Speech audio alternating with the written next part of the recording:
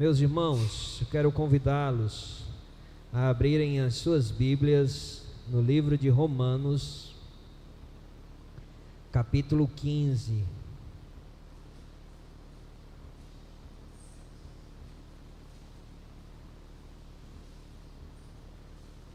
Romanos, capítulo 15. O título da nossa mensagem é Marcas de um Crente Maduro.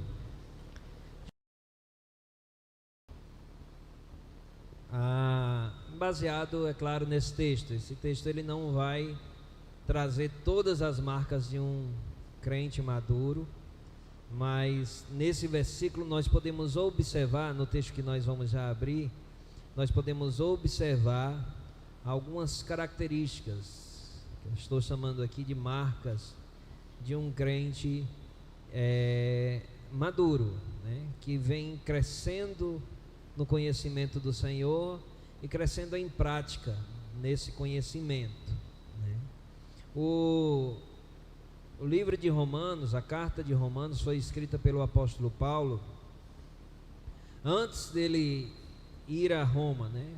Paulo, ele tinha o propósito de ir a Roma em uma de suas viagens missionárias, né? Quando ele estava planejando ir à Espanha, ele menciona no final de sua carta, aqui no próprio capítulo 15, que tinha planos de ir a Roma, quando fosse para a Espanha, passar por Roma e estar lá com os irmãos. Ele ainda não conhecia a igreja em Roma, e ele foi de fato a Roma, mas não como ele planejava. Ele foi anos depois, momentos depois, mais preso, né? E ele permaneceu lá preso durante um tempo em prisão domiciliar, e depois, ao que tudo indica, né, pelos relatos bíblicos que a gente vai juntando as peças, que ele foi solto dessa prisão domiciliar,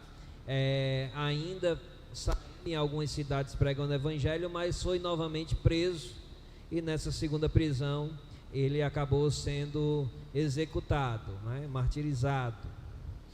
E aqui, essa carta de Paulo aos Romanos é uma carta considerada de um valor teológico muito alto, né? Principalmente no que diz respeito à doutrina da salvação, né?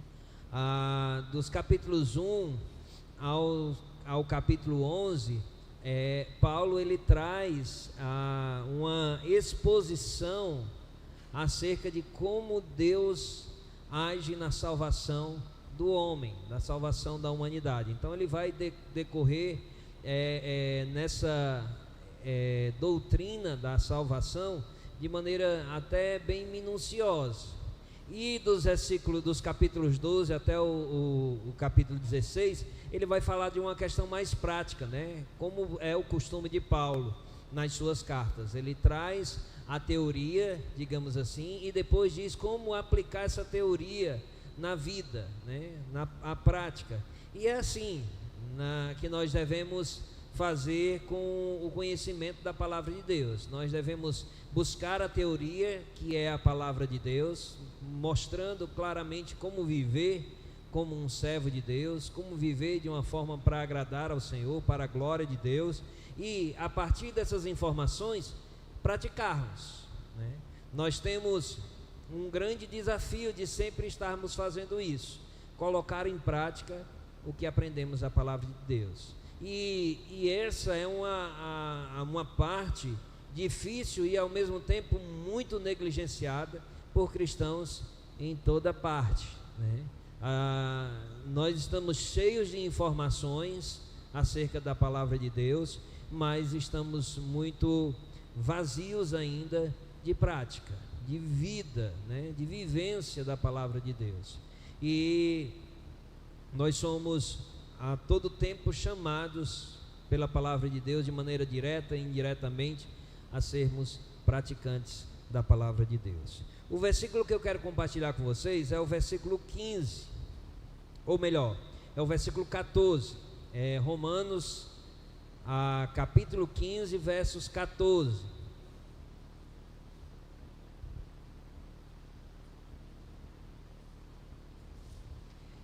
nessa parte já final da carta de Romanos, depois de Paulo já ter trazido a exposição, principalmente da doutrina da salvação, também a questão prática, ele agora se dirige de maneira mais pessoal aos irmãos, né? Traz uma mensagem mais pessoal. E aí aqui, no decorrer dessa segunda parte do capítulo 15, ele vai falar dos seus planos, né? Que tinha em relação à cidade de Roma, a igreja em Roma, né? Mas nós vamos ver apenas o versículo 14 e ver 3 pontos como marcas de um crente maduro. Vamos ler o texto. E certo estou, meus irmãos, sim, eu mesmo, a vosso respeito, de que estáis possuídos de bondade, cheios de todo conhecimento, aptos para vos admoestardes uns aos outros. Paulo, ele está dizendo aqui que traz todas aquelas informações acerca da salvação, mas ele tinha a certeza de que aquela igreja era composta de crentes ativos na prática, né? Crentes que viviam a palavra de Deus, né? Ele diz: olha, eu estou certo, meus irmãos, sim, eu mesmo, eu estou certo de que vocês estão possuídos de bondade, cheios de todo conhecimento e aptos para admoestar-nos uns aos outros. E aí o versículo 15 ele vai: entretanto vos escrevi em parte mais ousadamente, como para vos trazer isto de novo à memória, por causa da graça que me foi outorgada por Deus. E aí ele vai continuar. Então ele está explicando por que traz todas essas informações anteriores para aquela igreja. Ele não estava dizendo: olha, eu não estou escrevendo porque eu penso que vocês não estão sabendo de nada, ou que vocês não estão vivendo o que sabem. Não, eu sei que vocês estão cheios de bondade, eu sei que vocês estão cheios de conhecimento, eu sei que vocês estão cheios da prática do aconselhamento, de admoestar, de cuidar uns dos outros. Eu estou certo disso. Eu estou trazendo essas informações para que vocês tenham talvez mais embasamento. Talvez tenha sido isso o propósito de Paulo, né? Saber cada vez mais o porquê viver daquela forma. E é assim nas nossas vidas. Quanto mais nós conhecemos a palavra de Deus, mais animados somos para viver a palavra de Deus.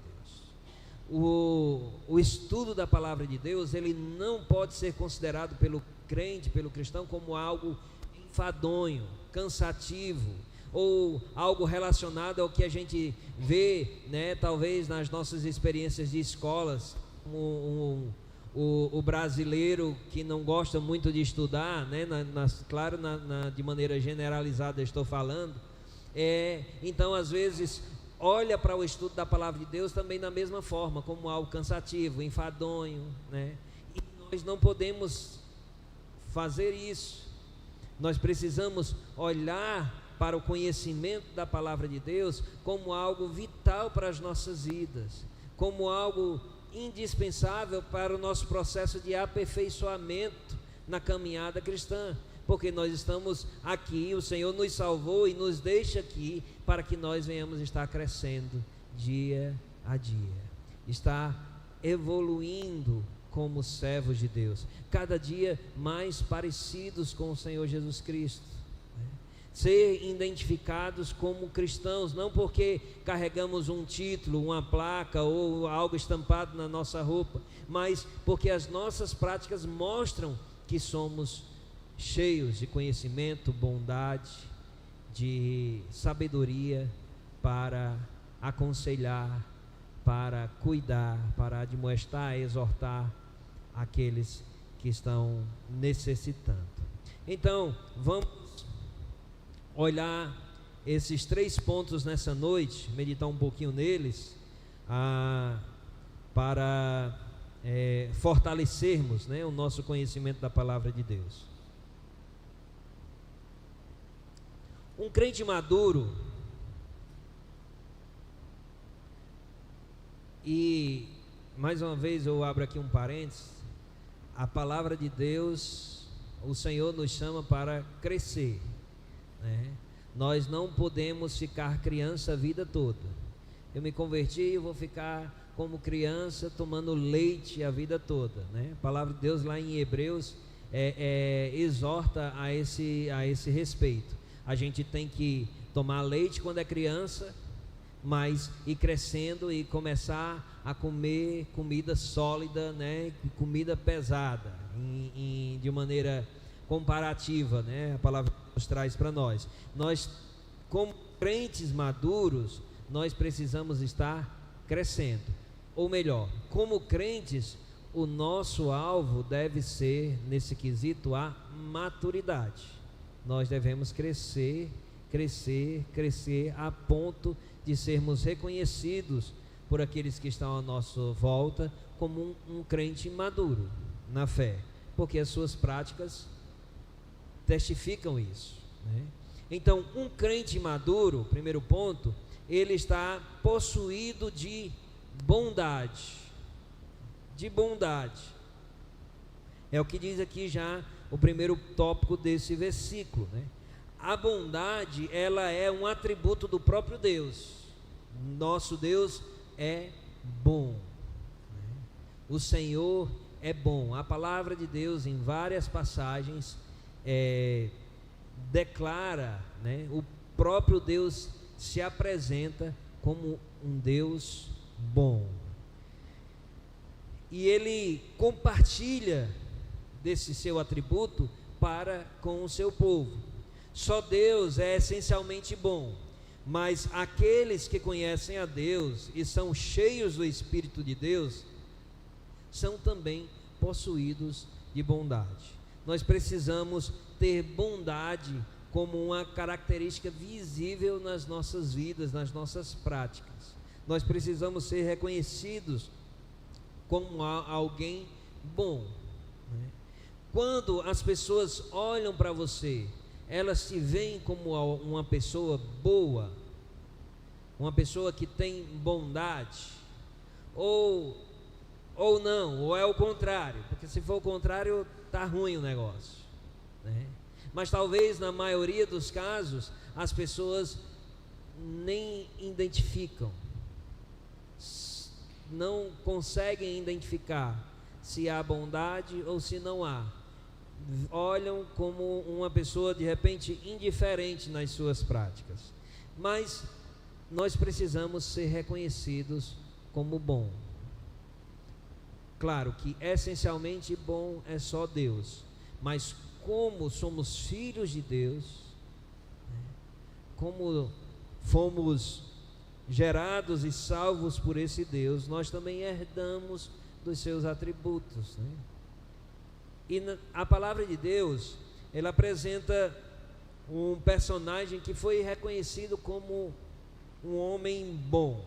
Alguém poderia arriscar um chute? Quem na palavra de Deus foi reconhecido como uma pessoa boa?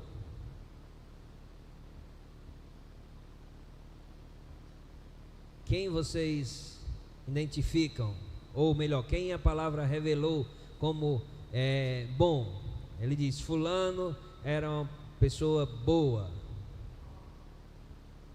Jó, Barnabé. Jó também, homem íntegro, reto e temente a Deus, que se desviava do mal. Eu acho que era assim, né, que Jó era reconhecido. Mas na palavra de Deus, no Novo Testamento, pode ser que tenha outras pessoas que tenham sido identificadas assim, mas na palavra de Deus, Barnabé é reconhecido como alguém bom. Lá em Atos capítulo 11, versículo 24, vamos abrir só esse versículo, a gente não vai abrir todo o contexto porque ele não é o foco aqui da mensagem.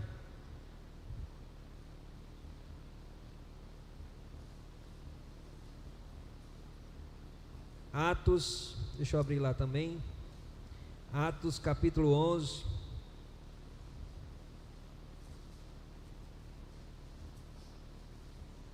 versículo 24. Aqui ele vai falar que os discípulos foram dispersos por causa da perseguição que sobreveio, a tribulação que sobreveio a Estevão, né? Depois do martírio de Estevão, os crentes se espalharam. Vamos lá no versículo 22, Atos 11, 22, diz assim: a notícia a respeito dele chegou aos ouvidos da igreja que estavam em Jerusalém, e enviaram Barnabé até Antioquia. Tendo ele chegado e vendo a graça de Deus, alegrou-se e exortava a todos a que com firmeza de coração permanecessem no Senhor, porque era homem bom, cheio do Espírito Santo e de fé, e muita gente se uniu ao Senhor. Amém?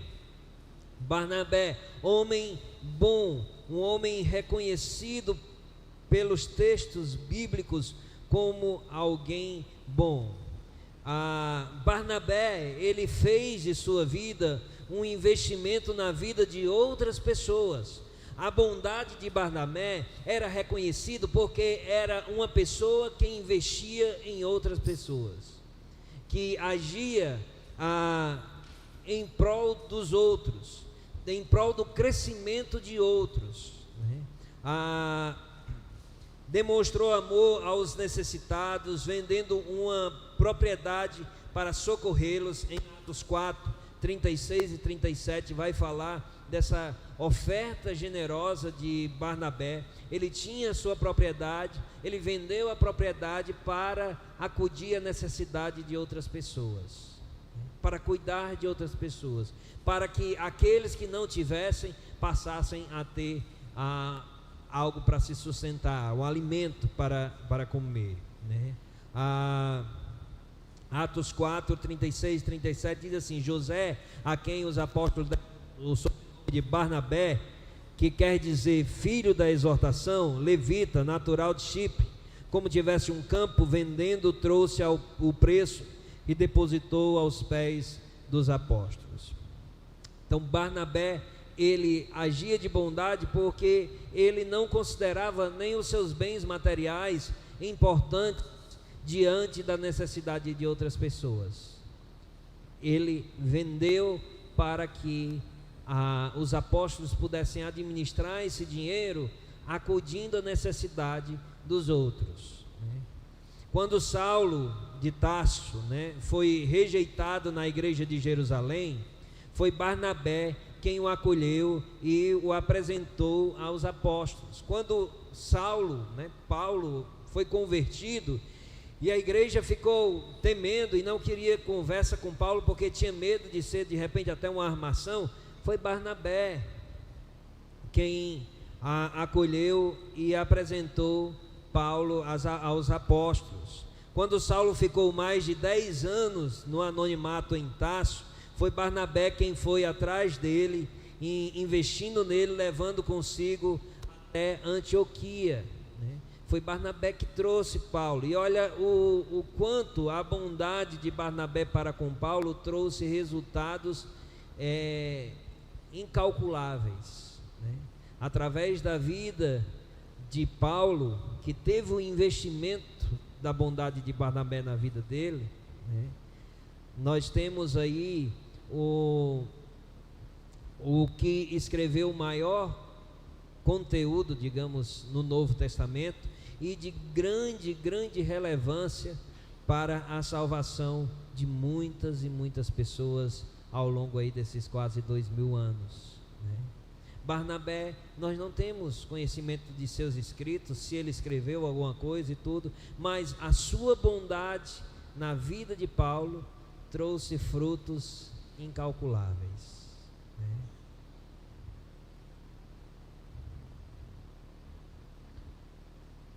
Ele não investiu, não foi bondoso só para com Paulo, também para com João Marcos. Lembra de Marcos? Quando Paulo, mais na frente, quando já nas viagens missionárias, não quis mais a companhia de Marcos, porque Marcos tinha abandonado a primeira viagem, Barnabé investiu na vida também daquele jovem, né, Marcos, no qual veio a se tornar o autor do Evangelho de Marcos.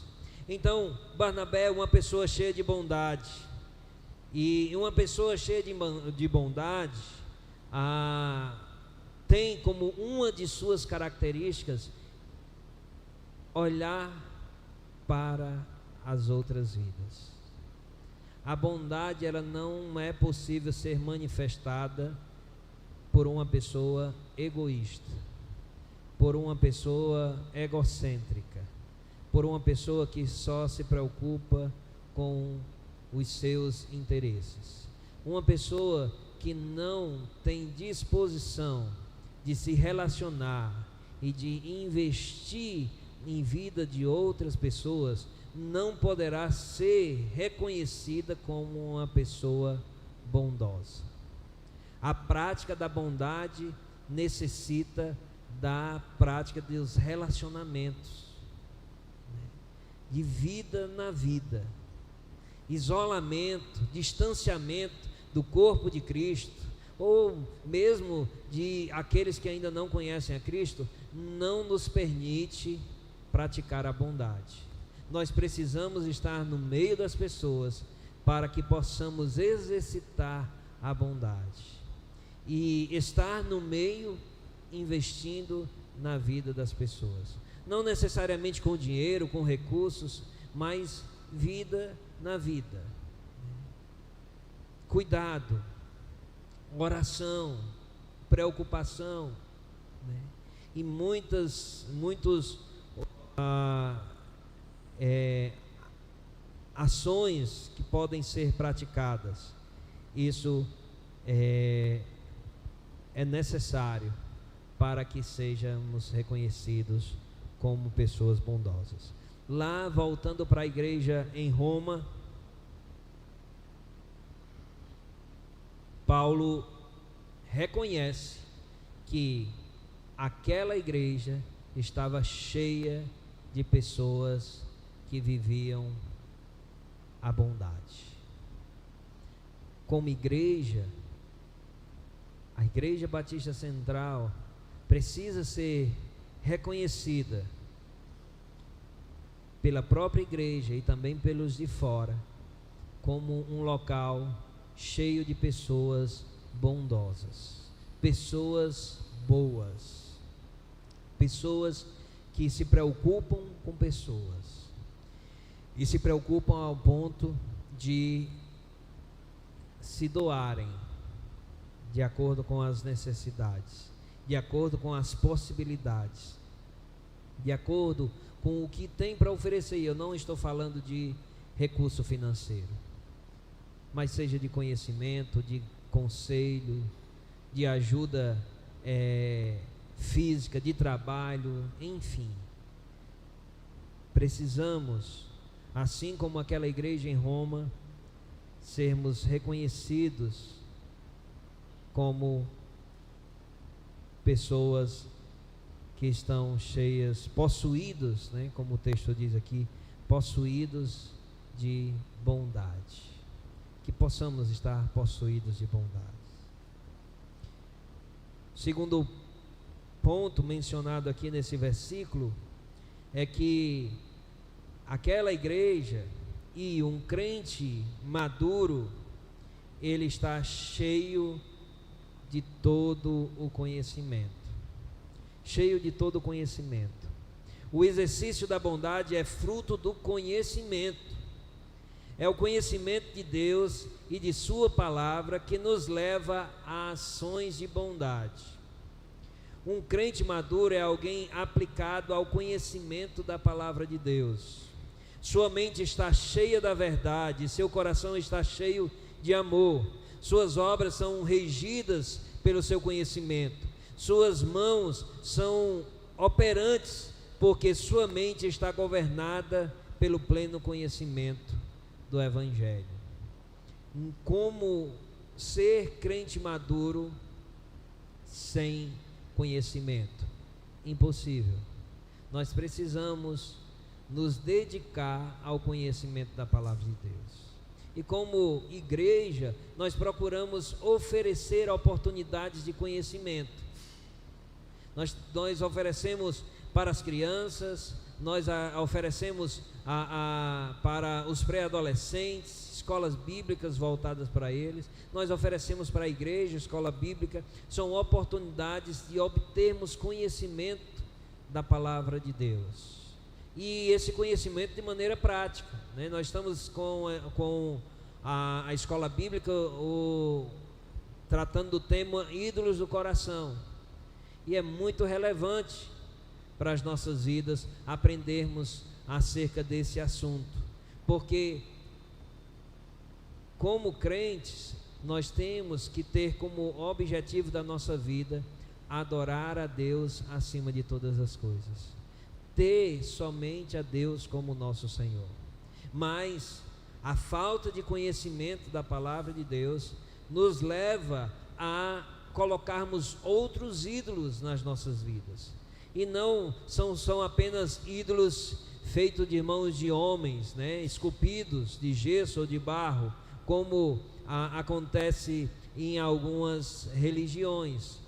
Mas nós colocamos outros ídolos nos nossos corações, que são tudo aquilo, ou todo aquele que nós colocamos no lugar de Deus, tudo aquilo que toma o lugar de Deus, ou que ofusca o lugar que pertence somente a Deus. E na escola bíblica nós temos a oportunidade de aprender, de conhecer acerca desse assunto. E quando terminarmos esse assunto, nós teremos outros assuntos que nos ajudam a crescer no conhecimento da palavra de Deus e, consecutivamente, sermos maduros na fé. Precisamos estudar. Nós não temos como aprender muito da palavra de Deus só de domingo a domingo nas pregações. É uma oportunidade que o Senhor nos dá de aprendermos da palavra de Deus, mas é pouco. Nós precisamos enxergar como pouco. Ninguém consegue se manter saudável se alimentando uma vez só por semana. Nós precisamos estudar a palavra de Deus. E eu estou falando aqui das oportunidades que temos de estudar e aprender juntos, em grupo, mas isso não substitui o estudo aplicado de cada um na sua casa, de ler a palavra de Deus, de examinar a palavra de Deus, de estudar a palavra de Deus, de acordo com o seu nível de conhecimento, mas ser aplicado, de estudar a palavra de Deus, não só para o conhecimento, mas como alimento para as suas vidas. Aqueles crentes em Roma tinham o reconhecimento de Paulo como crentes cheios de todo o conhecimento. Cheios de todo o conhecimento. Paulo elogia os crentes de Roma, dizendo que eles estavam cheios de todo o conhecimento. Eram crentes aplicados em examinar as Escrituras, estavam comprometidos com a sã doutrina. O conhecimento deles resultava na prática da bondade, né?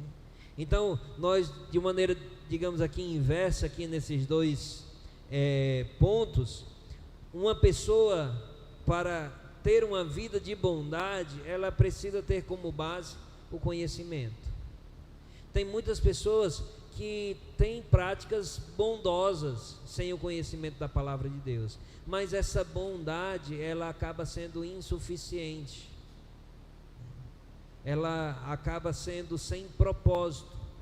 Mas quando conhecemos a palavra de Deus e praticamos a bondade fundamentado no conhecimento da palavra de Deus, pelas motivações certas, isso agrada e glorifica a Deus. Porque muitas pessoas fazem bondade para usar como troca com Deus, para tentar negociar com Deus. Eu vou fazer bondade, eu vou fazer caridade para Deus me abençoar, ou para Deus me salvar. Mas a palavra de Deus diz que a prática da bondade não é uma moeda de troca, mas ela é uma consequência daquele que recebeu a graça do Senhor e que tem recebido também o conhecimento da palavra de Deus. Amém? Precisamos ser pessoas bondosas, fundamentadas no conhecimento do Senhor. Precisamos ser reconhecidos também, como aquela igreja foi reconhecida pelo apóstolo Paulo, como uma igreja cheia do conhecimento da verdade, conhecimento da palavra de Deus. Os crentes de Roma não eram apenas teóricos, mas transformavam o seu saber numa prática abençoadora para toda a comunidade. E por último, um crente maduro é conhecido por estar apto para o aconselhamento, que é admoestar. Na última parte do versículo diz que aqueles crentes também eram aptos para vos admoestardes uns aos outros. A admoestação, segundo o dicionário, é correção de erros.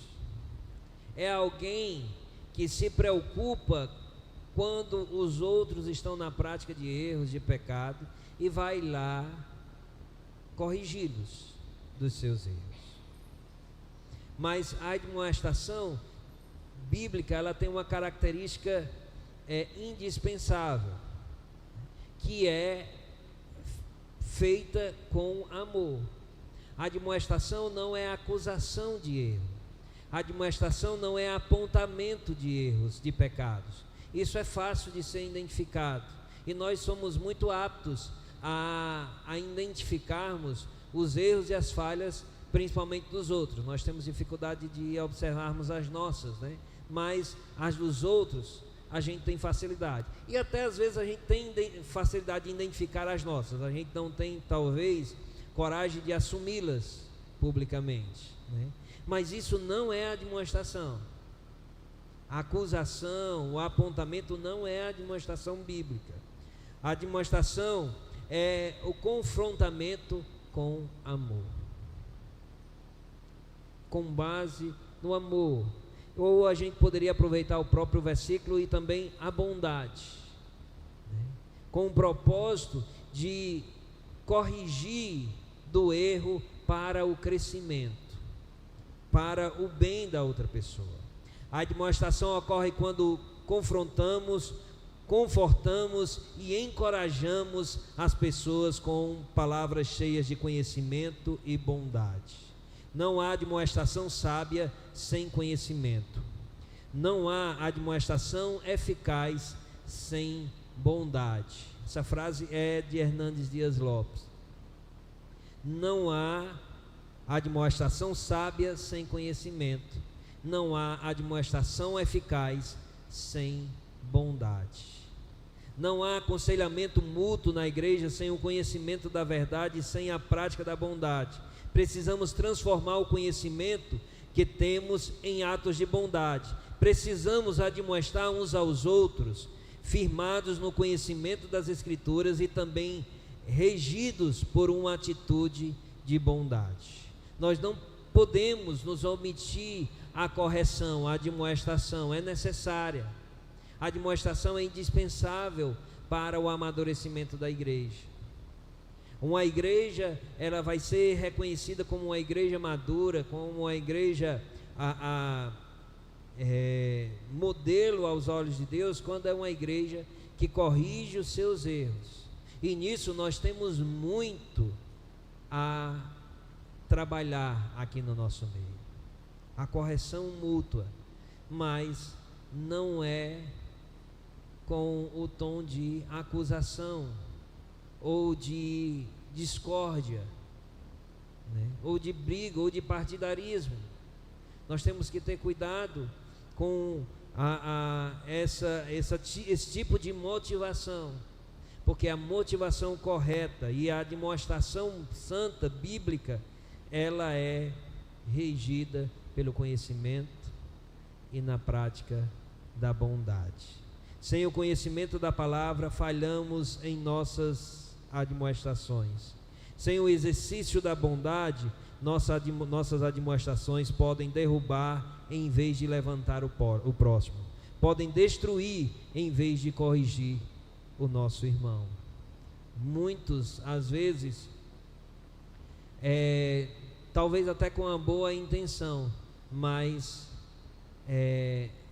sem a motivação correta, digamos assim, às vezes traz um resultado inesperado na admoestação, né? Porque em vez de levantar, derruba. Em vez de corrigir, expele, né? E nós temos que ter o cuidado, porque a admoestação, ela precisa desses fundamentos: conhecimento e bondade. Adicionar a bondade ao conhecimento é o que nos torna aptos para admoestarmos uns aos outros com eficácia. Amém? Que nossa igreja seja uma comunidade que esteja tratando da vida uns dos outros pela prática da bondade, fundamentados no conhecimento, né? E na vivência da admoestação, da correção, do aconselhamento, né? Que nossos relacionamentos reflitam o cuidado de uns para com os outros, por meio da bondade e do conhecimento da palavra. Que nossa igreja seja formada de crentes comprometidos com a maturidade cristã. Que nós possamos crescer nesses 3 pontos que observamos nessa noite aqui no livro de Romanos. Que venhamos a ser como a igreja de Romanos, ou melhor, a igreja de Roma, né? Que já é cheia de conhecimento e que recebe mais conhecimento, que recebe mais ensino, que tem como distintivo a bondade, e essa bondade pelas motivações certas, né? Do conhecimento da palavra de Deus. E essa bondade também se aplica através do cuidado, da correção, da instrução, do aconselhamento mútuo. Amém?